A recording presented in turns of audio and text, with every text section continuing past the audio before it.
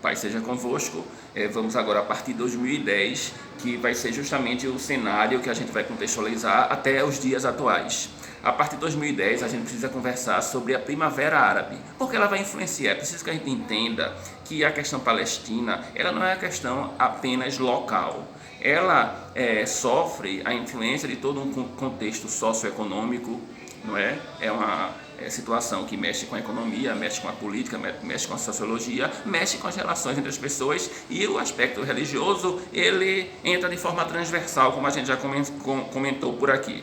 Então, a Primavera Árabe, ela vai promover uma série de rebeliões em alguns países, e aí a gente enxerga aí nesse ponto a internet como fator de integração das pessoas. Ela é usada dessa forma. Se na década anterior a internet serviu para popularizar a causa palestina, para que as pessoas começassem a enxergar a tragédia humanitária que acontecia nos territórios ocupados, a partir desta década, a internet ela promove essas rebeliões em vários países. A gente vai falar aqui também que acontece no Brasil, né? Vai ser logo em seguida. A Primavera Árabe, ela termina não tendo os resultados, os frutos não sendo tão proveitosos, digamos assim. Em relação à Síria, cabe a gente fazer um parênteses, porque na Síria, que para a mídia ocidental, sempre a mídia ocidental coloca o governo de Bashar al-Assad como inimigo, né, dos direitos humanos, assim como foi lá o Iraque, quando os Estados Unidos promoveram a guerra lá no Iraque para destituir Saddam Hussein, mas de olho no petróleo também, e a imagem que era passada era uma imagem de que ele era um grande ditador sanguinário, essa coisa toda. E o que aconteceu? O Iraque ficou numa situação política, econômica, social absolutamente destruída, né? O país destruído, hoje assim não tem um controle. E cabe um parênteses, porque nessas guerras em países específicos, e essa coisa da visão do Ocidente, a construção da imagem que o Ocidente faz do Oriente, na religião islã você tem os sunitas e os xiitas. Para o Ocidente, para a gente, o sunita seria o mais conservador, digamos assim, o menos radical, e o xiita é sinônimo de radicalismo. Interessante que os sunitas já eles têm uma imagem de que o xiita é o que não cumpre as profecias de Maomé, as escrituras ou ao Corão, porque o xiita ele adora outros ídolos que não mais ou menos a ideia de idolatria que se debate no meio do cristianismo. E os xiitas, por exemplo, participam de festas seculares, né? Então a imagem que a gente tem aqui no Ocidente é diferente. Por quê? Porque a gente precisa buscar sempre a informação. O conhecimento é a base para que a gente consiga formular a partir do nossa própria visão de mundo. A ideia é que a gente fala de muitos assuntos, porque a gente pega aquela ideia de Ortega y Gasset: eu sou eu e minhas circunstâncias, eu não estou isolado no mundo, eu não sou uma ilha, a gente é fruto de tudo que está ao nosso redor. Então, esses elementos aqui, você está com a Primavera Árabe, você tem esta situação de conflito. Aí a Síria, você tem Bashar al-Assad com essa imagem do Ocidente, você tem o Daesh, que aqui no Ocidente também se chama Estado Islâmico, e a gente tem que contestar, porque o ISIS, o Daesh, não é um Estado e não é islâmico, né? Não representa a religião, o mundo islâmico. E aí há uma imagem de que se combate as atrocidades de Bashar al-Assad, assim como foi com Saddam Hussein. E aí, o que é que você tem? Você tem essa coalizão dos Estados Unidos, mas só à frente é que nós vamos perceber que o apoio da Rússia e de outros países, do Irã e do próprio Iraque, à Síria, ao governo sírio, vai promover a derrota de quem? Do Estado Islâmico. E aí, falando do Estado Islâmico, qual é a visão qual é a importância de Jerusalém, da Palestina e de Jerusalém especificamente para o mundo muçulmano. A gente já comentou, para o mundo muçulmano, Jerusalém é a cidade, é o local sagrado onde o profeta Mohammed ascendeu aos céus, lá o monte a Mesquita de Al-Aqsa. Aí a pergunta que não quer calar, digamos assim, por que nunca o Estado Islâmico se voltou para atacar Israel?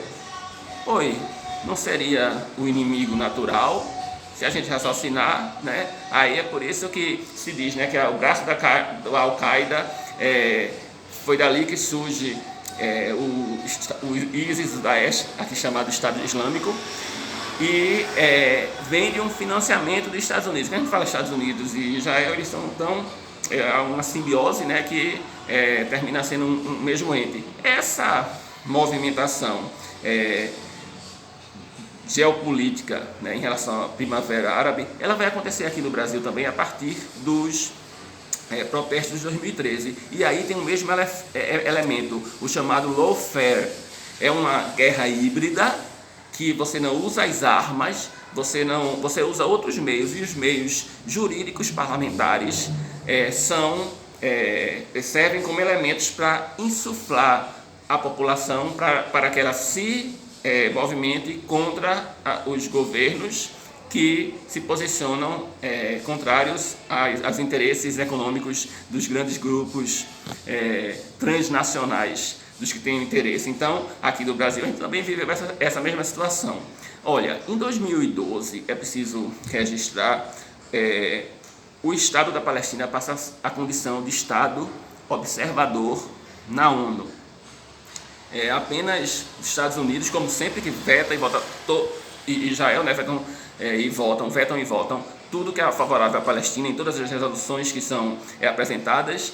É interessante que aí, para a condição de Estado observador, são 9 países mais ou menos que votam contra. Ilhas Maurício, Vanuatu, enfim, são países que sem nenhuma importância estratégica no mundo.